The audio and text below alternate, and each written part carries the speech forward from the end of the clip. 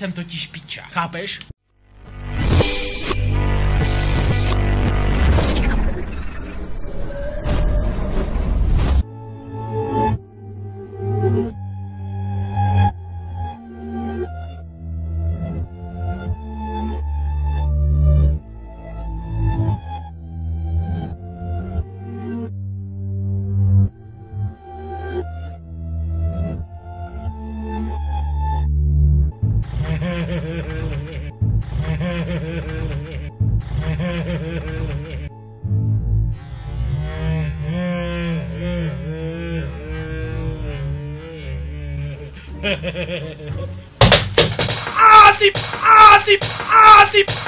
Ty pizza!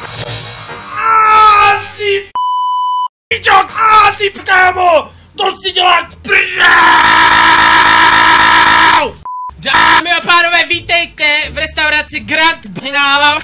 Při koblihních vole slunovratu venku je 49 stupňů Celsia. Nemůžu jít blíž počítači a koblihu mám dole, seru a koblihu, hoši, vole, to už nenosím. Jo, příště si uvemu prcám. Já jsem vám ještě neprozradil, v čem je problém. Uvědomujete si, že držím 49 stupňů Celsia a nic z toho, co tady budu dělat, ty dobrý věci, co tady mám v té kabeli, nemůžu prcám. Chápete, že to nemůžu prcám. Chápete, že to jdu dělat a nemůžu to prcám. Takže tomuhle klidně říkejte nemo. Já nevím, protože se jdu sebe poškozovat. Je trošku malej, jak jsem si teď nějak uvědomil. Ale to není problém. Tak, abych vám popsal dnešní nemo. A tady mrzem je. Ten stůl je majitele bytu, už ne. A dneska to je special v tom, že tentokrát vaření můžeme nazvat. Když jsem pořídil tenhle kvalitní. Už jsem sem jednou dotáhl. A rozbilo se to na srač. Tak já to zapojím, hele, umíte s tím? Já k tomu nemám jako návod.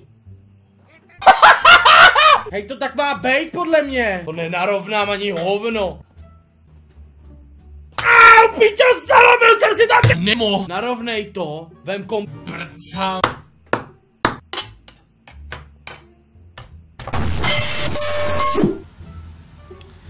Takže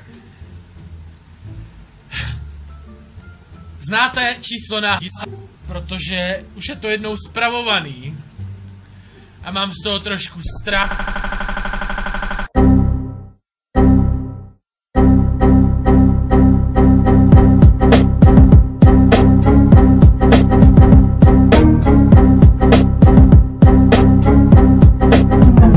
Hoši, aby se to náhodou zbylo. No, ale dneska prvně začneme úplně něčím jiným. Jakožto člověk, který drží tu šuká, chodí ven, jenom sportuje spocený jak piča, péro neroste, rostou mi vousy a chlupy, jsem z toho úplně šťastný.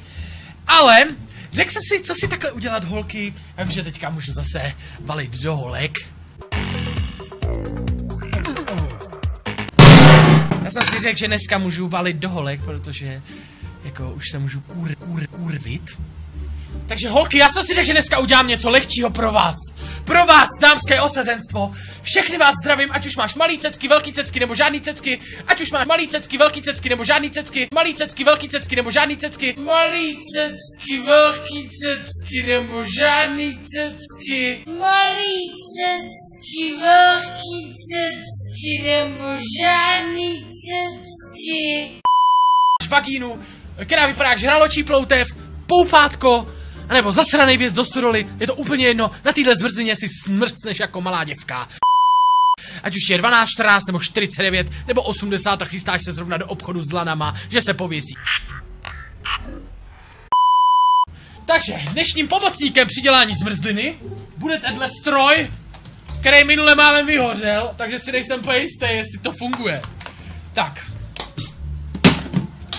Musím si tady udělat pořádek. Zmrzlina se dá dělat z různých druhů věcí, vole, když jdete do obchodu, koupíš si hojštropiče,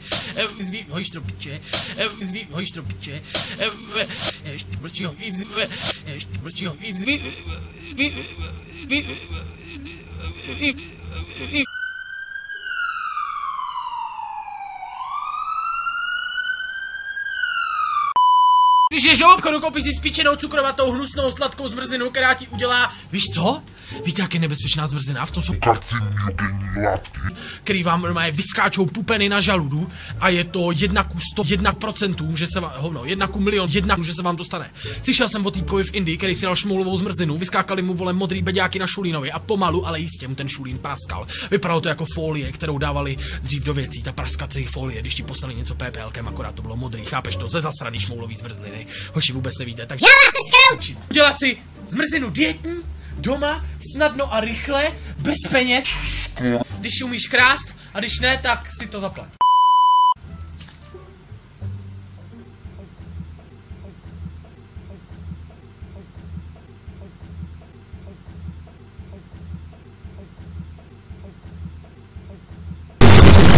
Jíst! Ty pičo, ta kundarost! To je piča, voda se vytekla, to je piča vytekla! Prdel, úplně to pochcalo celou tu kabelu, všechno je od krve do hajzlu, všechno je od posraný krve, to si děláš prdel, všechno jsem tady pojebal, ještě jsem nic neudělal, do hajzlu! Základem každý zmrzliny je ovoce, pokud právě nejíš tu šmoulovou. Tam je semeno, jdeme na to lidi, mám tady maliny, je to známý tím, že je to velký jak můj pínis, jenom jedna ta malina. Mám tady ten sekáček.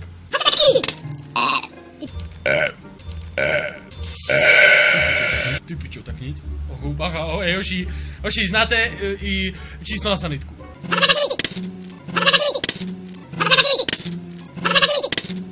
Ty pičo, furt jsem to nedal, hochu, to klouže jak piča. Hoši, to klouže jak piča, mám z toho strach jak svíja. Jo, už jsem to udělal, ale trochu, ještě jednou to zkusím, hochu.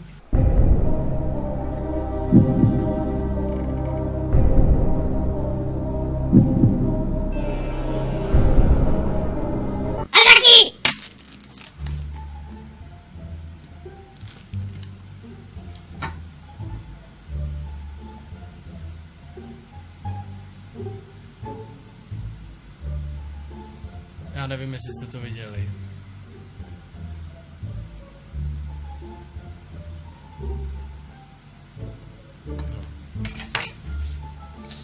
No, každopádně může se stát, že nám maliny nechtěně vystříknou a je to trošku na zdi, nic extra, ale trošku jo, na zemi, vypadá to dost divně.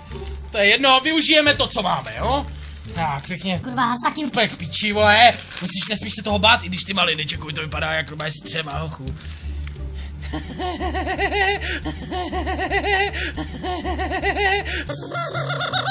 Jsem viděl takovou fotku, ne? Kde stojí takový ty domorodci a borec na masku. Ježíš, v těch střevíčkách ti to strašně sluší a ta domorodkyně stála ve střevech, víš co, nějaký ženský. V těch střevíčkách ti to strašně sluší. Dobrý, takže vysypeme tady tu kundovinu. Ty píčo, to je mrtka. Hochu, zavolejte mě do Primy a řekni mi, jak tam dělá ten týpek tu špinavou práci. Nechám toho zmrda otvírat maliny, hochu, to ti říkám já. Hodíš to do pítě.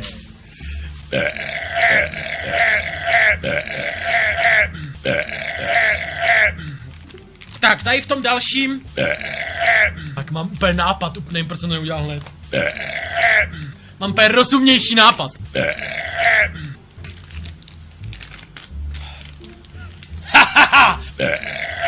Si dneska děláme zmrzlinu, lesní ovoce, feed malina.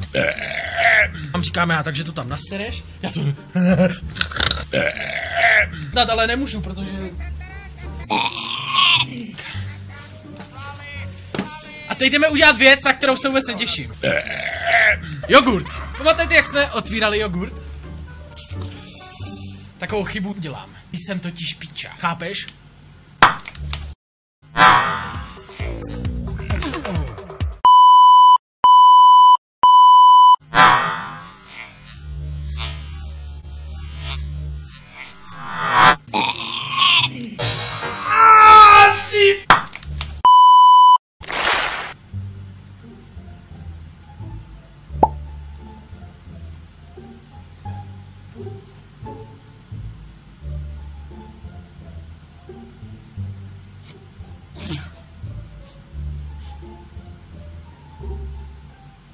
Hoši.